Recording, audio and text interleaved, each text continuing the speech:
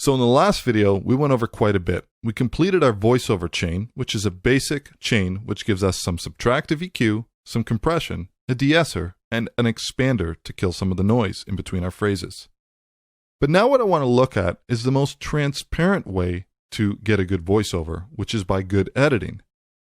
So we've got our room tone over here. One of the first things that I'm going to do over here is I can go ahead and right-click this, and I can rename this.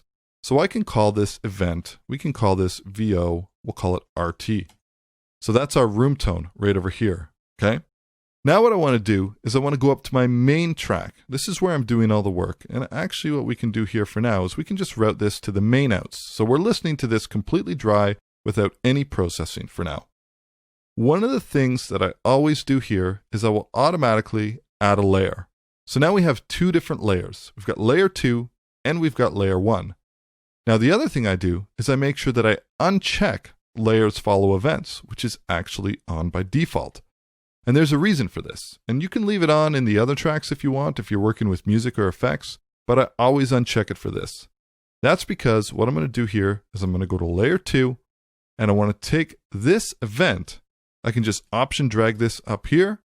Now I have this audio event here is on layer 2. Let's go ahead and take this. We can mute this and we can actually hide it as well. So we're not even having to look at it anymore. And now I'll go back to my layer 1. Now this is a trick that was taught to me by a good friend of mine by the name of Don Barnes. And the idea here is that when I worked in Pro Tools, we had a command that was repeat to fill selection. And what you could do is basically copy some room tone into your clipboard, and then you could basically highlight a selection and then say, right, I want from my clipboard to be copied in there. And if my clipboard was only very small, then I want it to repeat enough to fill the selection.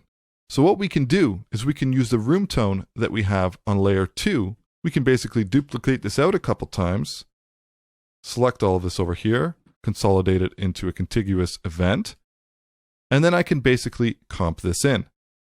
But before we do that, we've got to do some editing. So let's go back to the top here, and I want to go through some of the basic editing techniques that I like to use. Okay, so first off, I always work with the Smart Arrow tool on. So I'm going to come to the top here, and I'm just going to get rid of this. Now, you see that that's deleted this, but it's left this space here. So that might not necessarily be what we want. In fact, it's not what we want. So what I can do is I can right-click, and I can delete time. That works much better. So now, that's called a shuffle delete. So everything that's happening, it's deleting the time and then it's shuffling it over. And in all honesty, that's the way that I like to work. So let's have a listen to the top and let's start doing shuffle deletes for all the blank space that we don't need. Each channel of audio in your song is represented by a channel in the console. Audio tracks in the arrange window. Okay. There's an example of me starting over. So what I'm going to do is I'm just going to highlight from here to here, and I can do that same thing again. We can delete time.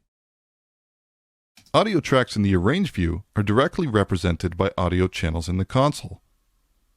Okay, you can see that I repeated that line.